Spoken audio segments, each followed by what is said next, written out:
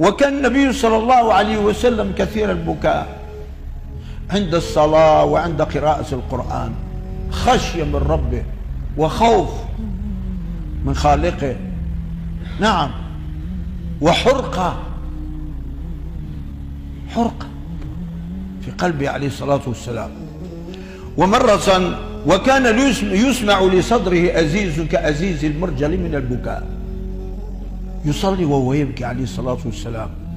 وكان يقوم الليل حتى تورمت قدماه، فتقول عائشة رضي الله عنها: تفعل بنفسك هكذا وأنت رسول الله، غفر الله لك ما تقدم من ذنبك وما تأخر. فيقول عليه الصلاة والسلام: أفلا أكون عبدا شكورا؟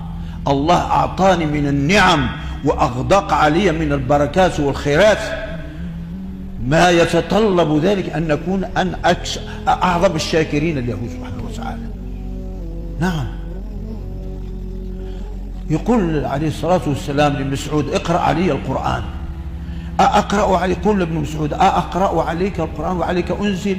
فيقول: إني أحب أن أسمعه من غيري.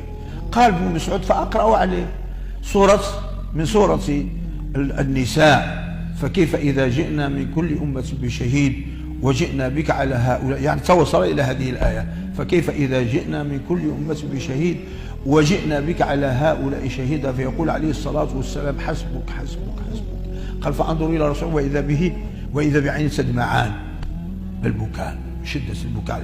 ليه؟ وهو قد غفر الله له ما تقدم من ذنبه، ولكن يعلمنا عليه الصلاة والسلام كيف ينبغي أن تكون مجالسنا وكيف نخاف من الله عز وجل، لابد.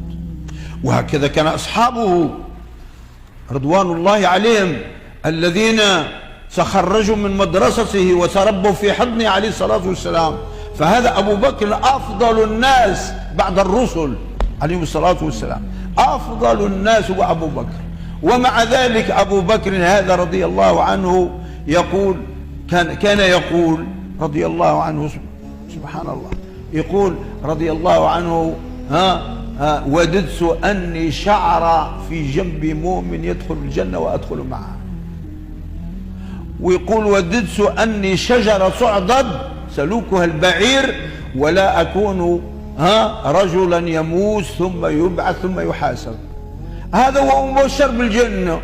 هذا ثاني اثنين إذ هما في الغار إذ يقول لصاحبه: لا تحزن إن الله معنا. ومع ذلك انظروا يا إخوان، كان يبكى شديد البكاء في الصلاة رضي الله عنه. كل هذا خوفا من الله، بقدر معرفتهم بالله بقدر خوفهم من الله.